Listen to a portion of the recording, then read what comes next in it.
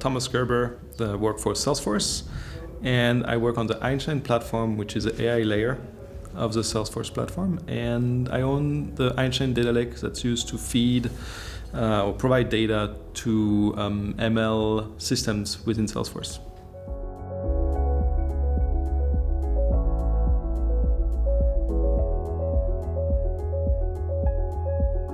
My talk is about lessons we learned building a data lake.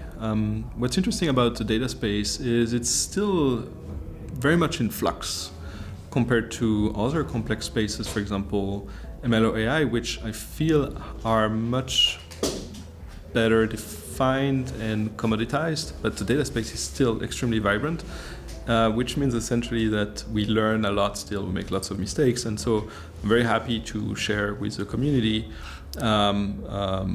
mistakes we've made and what we are, or not necessarily mistakes, but imprecisions that we've made and that we're correcting in the hope that that might be helpful for them in their own context. I'm very happy to do that. For me specifically, I'm talking about how we are adding a new abstraction in the data lake. So it's a different abstraction that we think is better.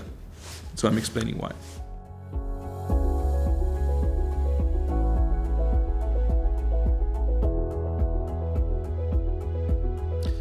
That's a very good question. The AI and machine learning in general are getting more and more prevalent in the industry.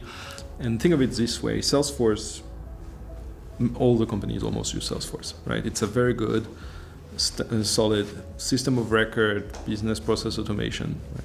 The next step for Salesforce is to generate a lot of useful pieces of data for its consumer, right?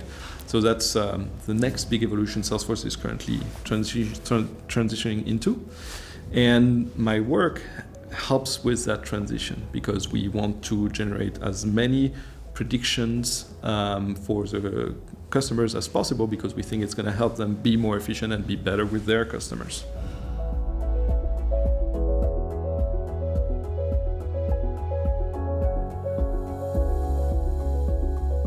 Yes, I'm looking for the serverless panel tonight. That's with my former boss, so that's going to be very exciting.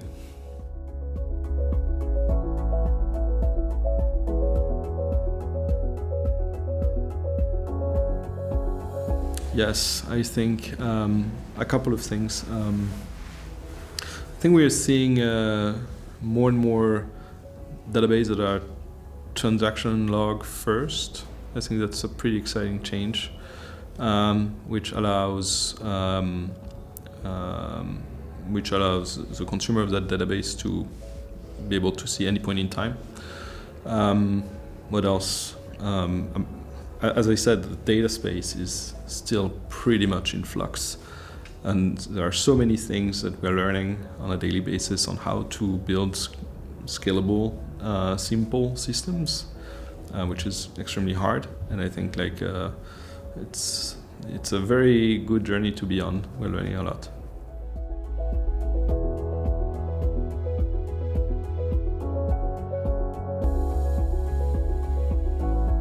So it's interesting. I think Scale by the Bay started pretty much as a Scala